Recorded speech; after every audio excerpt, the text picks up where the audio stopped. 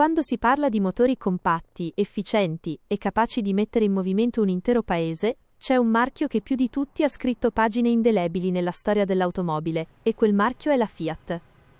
Per decenni, il punto di riferimento assoluto delle utilitarie è stato il leggendario motore Fire, un propulsore robusto e semplice che ha accompagnato generazioni di automobilisti. Ma i tempi cambiano, le normative sulle emissioni diventano sempre più severe e anche i miti devono andare in pensione per lasciare spazio al futuro.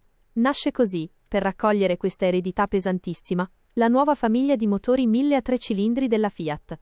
Per capire la svolta tecnologica di questo propulsore, dobbiamo fare un piccolo salto indietro nel tempo, precisamente nel 2016, quando il gruppo Fiat Chrysler Automobiles presenta una nuova famiglia globale di motori a benzina denominata Firefly, che in italiano significa lucciola.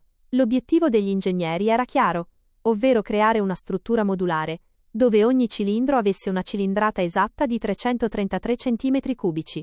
Mettendo insieme 3 di questi moduli, si ottiene proprio il motore 1000 di cui parliamo oggi. Questo piccolo 3 cilindri debutta inizialmente nei mercati del Sud America, ma la vera rivoluzione per il mercato europeo e per le nostre strade quotidiane arriva all'inizio del 2020. È in questo momento che la Fiat decide di fare un passo storico verso l'elettrificazione di massa, introducendo la tecnologia mild hybrid proprio sul motore 1000 Firefly, identificato dalla sigla tecnica 1.0 da 70 cavalli. La struttura di questo motore è un concentrato di modernità e scelte ingegneristiche intelligenti. Il blocco motore è interamente in alluminio, il che lo rende estremamente leggero, con un peso complessivo di appena 77 kg, a tutto vantaggio dell'agilità della vettura. La testata ha 2 valvole per cilindro con un singolo albero a camme, ma è dotata di un sistema di variatore di fase continuo che ottimizza l'apertura delle valvole in base ai giri del motore. L'alimentazione è rigorosamente a benzina con iniezione diretta, e il rapporto di compressione è particolarmente elevato per garantire la massima efficienza termica. Ma il vero segreto di questo motore 1000 risiede nel suo sistema ibrido a 12 volt, chiamato BSG, ovvero un generatore collegato direttamente alla cinghia dei servizi. Questo piccolo motore elettrico svolge un triplice lavoro, fa da motorino di avviamento rendendo le ripartenze dello start e stop incredibilmente silenziose e prive di vibrazioni. Recupera energia durante le fasi di decelerazione e frenata accumulandola in una piccola batteria al litio posizionata sotto il sedile del guidatore. E infine assiste il motore a benzina durante le accelerazioni, fornendo una spinta extra che migliora lo spunto e riduce lo sforzo del propulsore termico. Analizziamo ora i grandi pregi di questo motore 1000 Fiat, che lo hanno reso in breve tempo uno dei più apprezzati da chi si muove ogni giorno nel caos cittadino. Il primo e più evidente pregio è senza dubbio l'incredibile economia d'esercizio. Questo motore è stato progettato per consumare pochissimo, e i fatti lo confermano. Nei percorsi urbani e sui tratti extraurbani, è un gioco da ragazzi mantenere medie superiori ai 20 km con un solo litro di benzina. Inoltre, la tecnologia ibrida permette di godere di importanti vantaggi fiscali a seconda delle regioni, come l'esenzione dal bollo, l'accesso gratuito o scontato alle zone a traffico limitato, e la sosta gratuita sulle strisce blu in molti comuni. Un altro grande pregio è la fluidità di marcia a velocità cittadine. Grazie alla funzione di veleggiamento, quando si viaggia sotto i 30 km/h e si mette il cambio in folle, il motore a benzina si spegne completamente, lasciando che l'auto scorra per inerzia nel silenzio totale, gestendo la servitù di bordo attraverso la batteria al litio. Appena si reinserisce la marcia, il motore si riaccende in un battito di ciglia senza che il guidatore avverta il minimo strattone. La lista delle auto che montano questo propulsore 1000 ibrido è il vero fulcro del successo commerciale di Fiat. Questo motore è diventato il cuore pulsante delle city car più vendute in assoluto. Lo troviamo innanzitutto sulla Fiat Panda Hybrid, la regina indiscussa del mercato, dove questo motore ha saputo sostituire il vecchio 1200 Fire senza far rimpiangere la sua leggendaria praticità. Troviamo lo stesso identico blocco sotto il cofano della Fiat 500 Hybrid, l'icona di stile torinese, dove il 1000 3 cilindri offre quel brio perfetto per muoversi con eleganza e agilità nel traffico. Infine, questo motore ha trovato posto anche sotto le forme della Lancia Y della precedente generazione, completando un trio di vetture che hanno dominato le classifiche di vendita per anni grazie proprio a questa motorizzazione. Ma come sapete, sul mio canale la trasparenza viene prima di tutto, e per fare un'analisi onesta dobbiamo sviscerare anche i difetti e le critiche che i proprietari hanno sollevato nel corso del tempo su questo 1000 3 cilindri.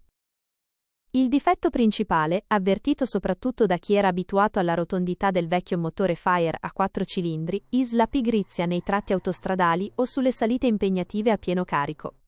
Con 70 cavalli e una coppia massima di 92 Nm disponibile solo a 3500 giri, il motore mostra il fiato corto quando si chiede velocità in tempi brevi.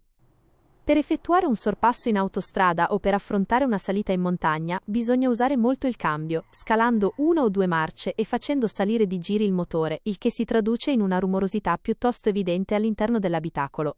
Un altro aspetto critico riguarda la natura stessa dell'architettura a 3 cilindri.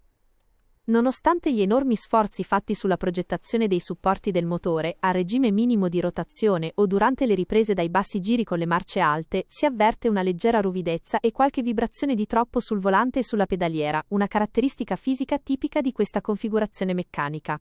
Sul fronte dell'affidabilità generale, il motore si sta dimostrando solido, ma ci sono state segnalazioni relative alla gestione elettronica del sistema ibrido a 12 volt. Alcuni lotti di produzione hanno sofferto di anomalie software che facevano accendere improvvisamente spie di avaria sul cruscotto, segnalando la non disponibilità del sistema start e stop o del recupero di energia, inconvenienti risolti nella maggior parte dei casi con semplici aggiornamenti della centralina presso la rete ufficiale. Inoltre, la presenza dell'iniezione diretta richiede una cura attenta nella qualità del carburante per evitare la formazione di depositi carboniosi sulle valvole di aspirazione nel lungo periodo. Nel complesso, la Fiat ha fatto centro ancora una volta, creando un motore moderno, incredibilmente economico e perfetto per lo scopo per cui è nato, ovvero dominare la mobilità urbana spendendo il meno possibile. Ma come vi ricordo sempre in ogni mio video, viaggiare su un'auto dai consumi irrisori e dalla grande affidabilità cittadina non ci mette al riparo dalle insidie e dai pericoli che purtroppo riempiono le nostre strade ogni giorno. Il traffico delle nostre città è diventato nevrotico, le distrazioni al volante sono all'ordine del giorno a causa degli smartphone e la fretta spinge molti guidatori a compiere manovre azzardate e pericolose. Ecco perché considero la presenza di una dashcam a bordo un accessorio assolutamente vitale e non negoziabile su ogni vettura.